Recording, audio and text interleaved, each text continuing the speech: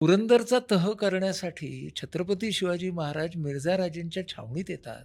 पालखीत बसून येतात, तलवार न लावता येतात. मिर्झा राजांचेच रक्षक असतात. ते आणि त्यांचे वकील सोडून ते 72 तास फक्त राजे त्या छावणीत असतात. त्यांच्या जीवाला धोका असतो. या परिस्थितीमध्ये राजे मिर्झा राजे जयसिंग यांना पहिल्यांदा भेटत असतात. राजकीय दृष्टीने ते अडचणीत असतात.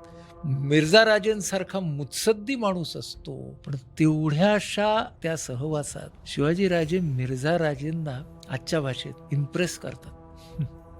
का बरं? मला असं वाटतं, की शिवाजी राजांची ट्रान्सपरन्सी आणि जेन्युइननेस आजच्या भाषेत अस्सलपणा हा मिर्झा राजेंपर्यंत पोहोचला असणार. इतिहास हे नाही सांगत कसा पोहोचला. पण इतिहास आपल्याला सांगतो, की शिवाजी राजे जेव्हा 14 जूनला निघतात परत यायला, तेव्हा मिर्झा राजे स्वतः त्यांच्या कमरेला शमशेर लावतात आणि म्हणतात, की राजपुताने निशस्त्र जायचं नसतं. मग हे शिवाजी राजे, हे मला शिकवणारे शिवाजी राजे असतात ना. हां.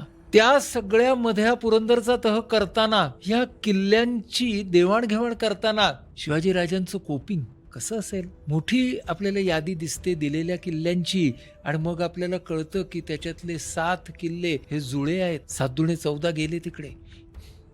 लोहगड, विसापूर असे. हो, हो. अरे, एवढा ताण असताना ह्या माणसानं हा विवेक कसा जपला?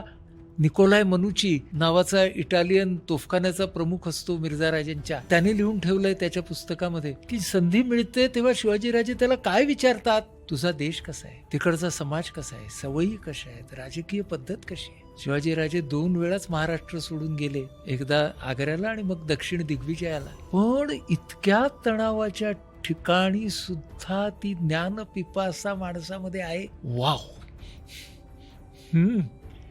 शिकणं, आयुष्याच्या प्रत्येक क्षणातून शिकणं, हे छत्रपतींच्याकडून शिकलं पाहिजे ना आम्ही. हो, नुसत्या आरत्या ओवाळून काय होणार आहे हो? हो. खरंय. त्यामुळे दैवतीकरण हे फक्त आरत्या ओवाळणं असतं. आणि जेव्हा तुम्ही अभ्यास करत करत या महापुरुषांच्या जीवनामधले हे क्षण तुमच्यात उतरतात, तेव्हा तुम्ही शिकता.